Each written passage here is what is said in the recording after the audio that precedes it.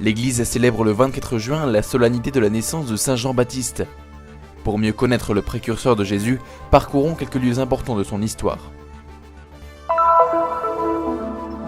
En Terre Sainte, la fête des Pères est célébrée le 21 juin, une journée pour rappeler, remercier et approfondir cette figure fondamentale pour la famille et la société. À Alep, en Syrie, les frères de la Custodie de Terre Sainte ont inauguré l'édition 2017 de Centre de vacances avec presque 900 participants. La ferme de la famille chrétienne Nassar, à 2 pas de Bethléem, construit chaque jour une éducation à la paix et à l'espérance, malgré les difficultés du conflit. Une visite de la cuisine de Hopig arménienne de Jérusalem pour découvrir les traditions culinaires d'un peuple encore en diaspora.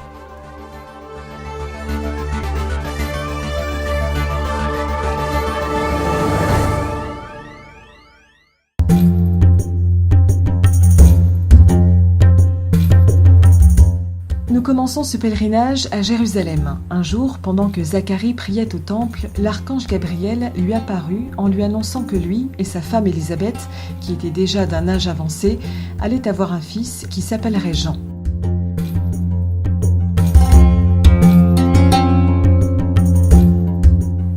Après cette grande annonce, Élisabeth et Zacharie reçurent ici, à Ain Karem, où ils habitaient, une visite importante, celle de la Vierge Marie, qui après avoir reçu à son tour l'annonce de l'ange qu'elle serait la mère de Jésus, se rendit en hâte dans cette région montagneuse.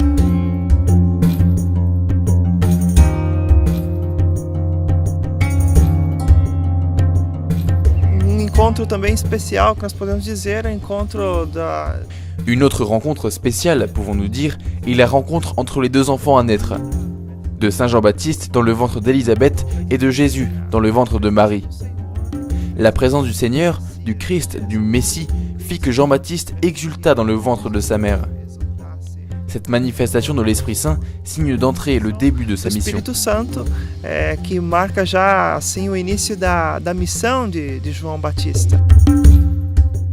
Notre prochaine étape est dans l'église de Saint Jean-Baptiste. Selon la tradition, c'est ici que naquit celui qui devait préparer le chemin de Jésus.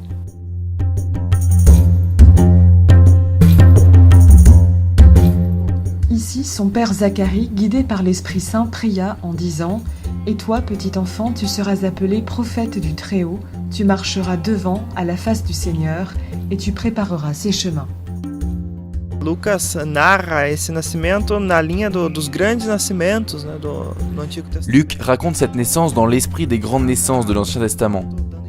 Il en parle en lui donnant l'importance d'une naissance prophétique, la naissance d'un grand prophète, d'un grand nom dans l'histoire du peuple de Dieu.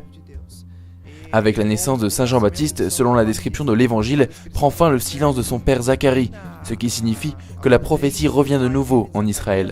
E nós vemos assim que o fato de terminar a mudez para dizer o espírito profético, a profecia volta novamente em Israel.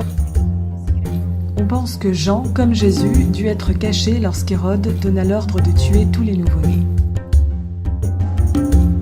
Aqui nessa capela nós temos então a memória desse fato que retrata. Ici, dans cette chapelle, nous faisons mémoire de cet événement avec la providence de Dieu qui a protégé Jean-Baptiste. Il l'a protégé en vertu de sa mission, de l'appel de la parole de Dieu dans son cœur à être celui qui allait annoncer la venue de Jésus. A palavra de Deus no seu coração, enfim, de ser o precursor de Jesus.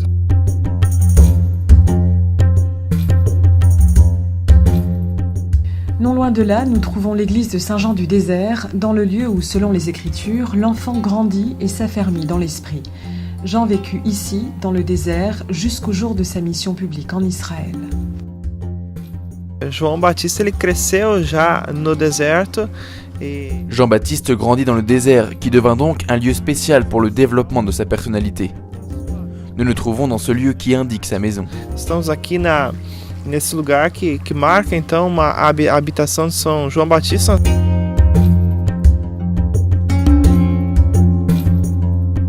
La semaine prochaine, nous vous emmènerons avec nous dans le désert de Judée et sur les rives du Jourdain, où Jean vécut pleinement sa mission.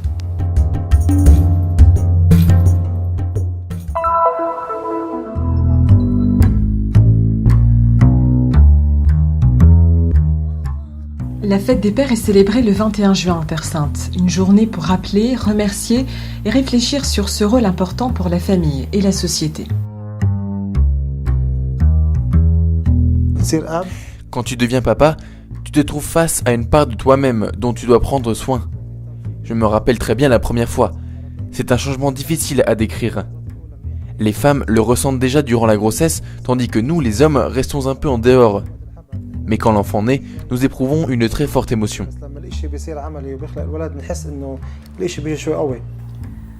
La paternité est certainement une source de joie et de réalisation, mais ce rôle requiert aussi responsabilité, dévouement et de nombreux sacrifices.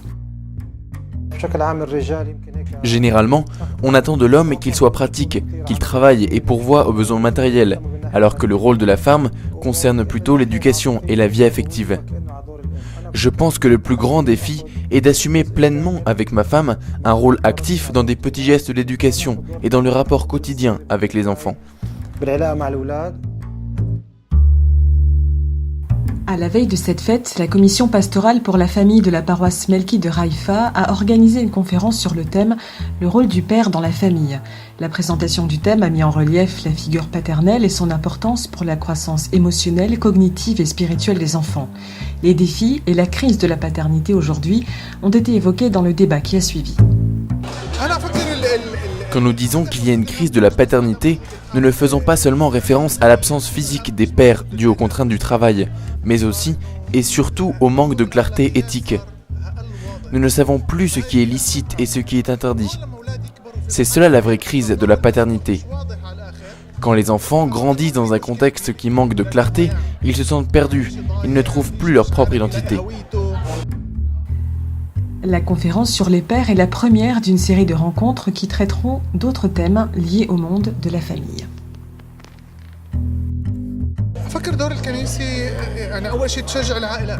Je pense que l'Église peut soutenir les familles afin qu'elles restent unies.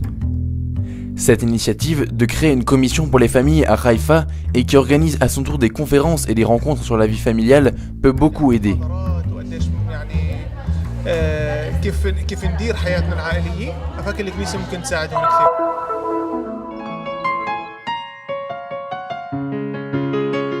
Avec Jésus, je donnerai de la couleur à ma vie. C'est le nom choisi par les frères mineurs de la custodie de Terre Sainte à Alep, en Syrie, pour l'édition 2017 du Centre de vacances pour les jeunes.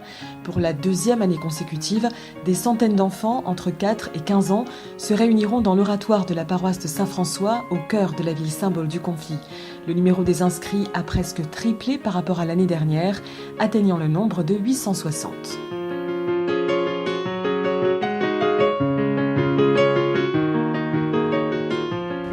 Pendant 2 mois, les frères, religieux et volontaires, travailleront à apporter de la couleur à la vie de ces enfants qui, ces dernières années, ont vécu presque exclusivement dans les ténèbres de la guerre.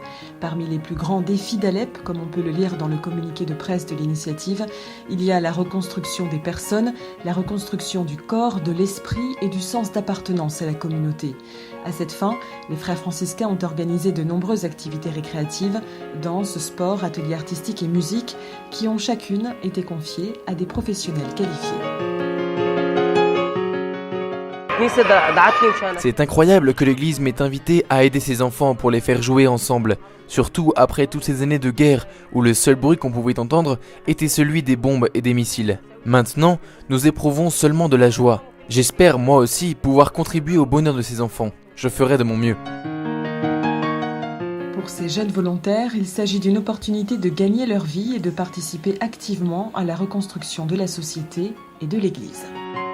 Après avoir fini l'université, j'ai voulu me sentir partie de l'Église pour donner un coup de main et être ici dans ce centre de vacances. Je voulais vraiment être avec ces enfants, être proche du peuple et aider le plus possible. Donner quelque chose au lieu de rester à la maison sans rien faire. Le besoin spirituel des enfants est bien sûr pris en compte. La célébration eucharistique est le centre de toutes les activités du camp.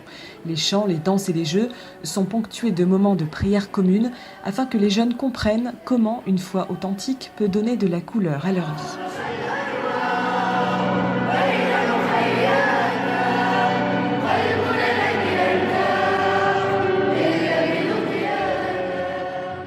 C'est la 3e fois que je suis ici au camp d'été. Les 2 premières années, je les ai vécues pendant le conflit. La situation était vraiment très dure. Chaque fois qu'on sortait de la maison, on risquait de perdre la vie. Mais grâce à Dieu, la paix est arrivée cette année. J'espère que cela va continuer, que nous pourrons finalement retourner à une vie normale. Dieu nous a toujours protégés. Nous n'avons jamais eu peur, même sous les bombes. Une espérance de paix et de sérénité qui aujourd'hui, grâce à cette initiative, devient toujours plus une réalité concrète. Je voudrais remercier tout le monde pour ce que le centre de vacances nous a donné durant ces années de guerre et pour avoir mis un peu de paix et d'amour dans nos cœurs.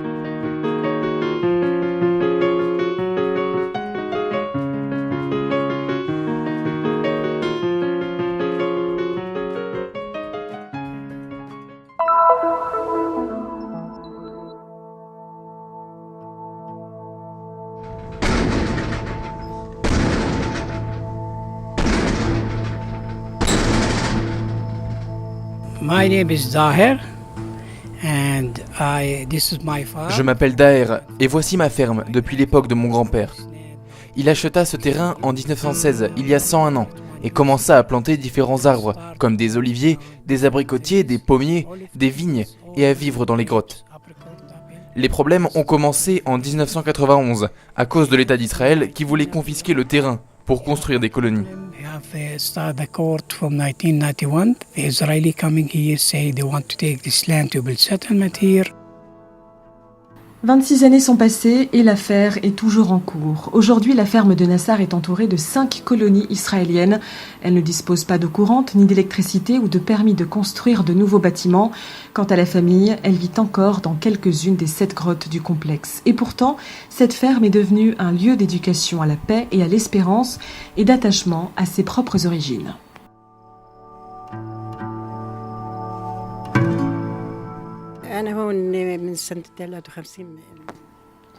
Je vis ici depuis 1953, depuis que je me suis mariée. Mes enfants ont grandi en aimant leur terre, en la cultivant. Leur père est mort en 1976 et nous avons continué ensemble en travaillant. Nous ne souhaitons être les ennemis de personne. Nous aimons la paix et nous voudrions la voir ici un jour. Les Nassar se retrouvèrent face à 3 réactions possibles. La violence, la victimisation résignée ou la fuite, mais aucune d'elles ne les satisfaisait. Nous nous sommes levés et nous nous sommes dit qu'il devait y avoir un autre chemin, que nous appelons la 4e voie. Nous refusons d'être les ennemis. Et ainsi, nous avons initié une résistance non violente, créative et constructive. Le fondement du travail que nous faisons ici est un mélange de foi, d'amour et d'espérance. C'est cela la combinaison. Sans elle, nous ne serions pas en mesure d'obtenir quoi que ce soit.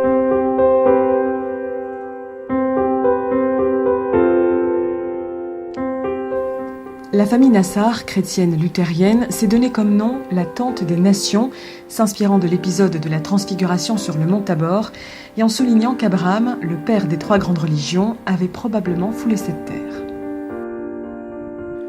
Tente des Nations signifie personne qui bâtisse des ponts. Nous invitons les gens de différents pays à venir ici, les hommes du monde à parler de paix.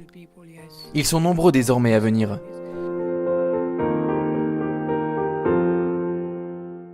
Durant la seule année 2016, sont venus plus de 8000 visiteurs et volontaires, sans compter les enfants et les femmes des environs, qui se rendent à la ferme pour des camps d'été, des cours d'anglais, d'informatique, d'art ou pour un soutien psychologique.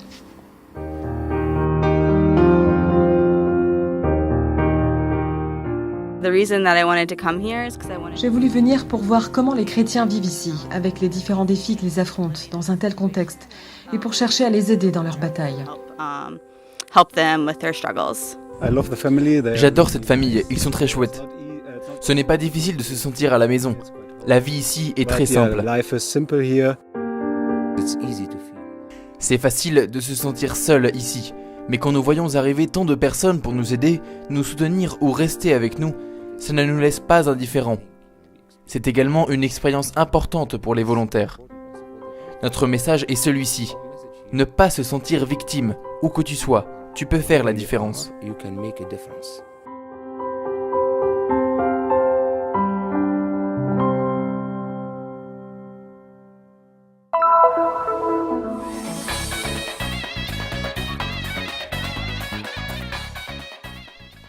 Saveurs et parfums d'un pays antique, c'est dans la cuisine de Hopig arménienne de la vieille ville de Jérusalem que se retrouvent des recettes issues d'une longue tradition, née de l'amour d'un peuple pour sa terre.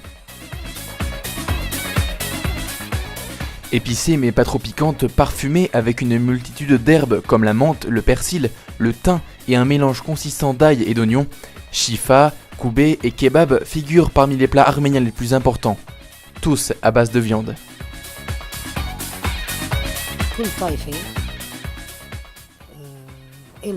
Chaque communauté a ses habitudes et ses traditions, qu'elles soient syriennes, grecques, coptes, arméniennes ou latines. Mais aujourd'hui, je veux vous parler de nos traditions en cuisine. Naturellement, en partant de nos plats traditionnels, comme la pizza arménienne, le kebab, la kifta. Comme tous les Arméniens, nous commençons toujours avec la préparation de ce qu'on appelle bourgoul. C'est dans notre sang.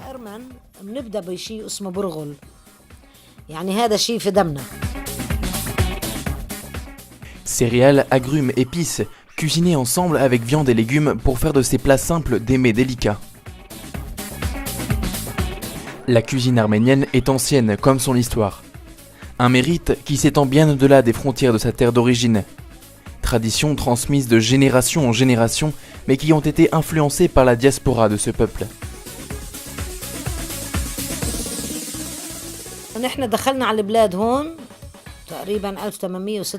Nous sommes arrivés ici vers 1896 environ, et cette maison que vous voyez maintenant, ce sont mes grands-parents qui l'ont construite. Ils l'ont bâtie en 6 ans, jusqu'en 1906, la même période qui a vu les premiers massacres en Turquie. Nous, Arméniens en Palestine, nous nous sommes adaptés à la cuisine locale, et nous faisons des plats typiques comme le machi, mansaf, mksakan et tant d'autres.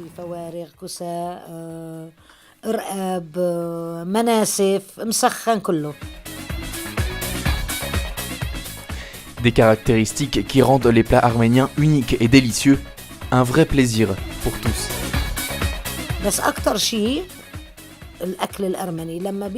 La chose la plus importante pour nous est notre tradition culinaire.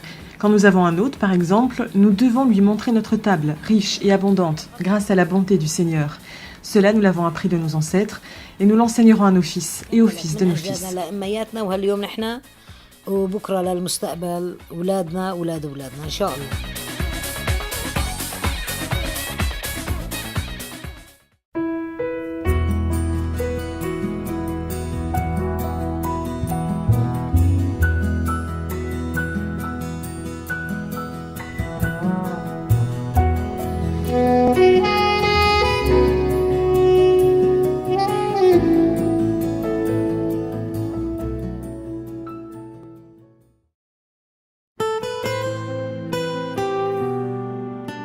La mission du Christian Media Center est d'apporter au monde le message de la Terre Sainte, la terre du 5e évangile.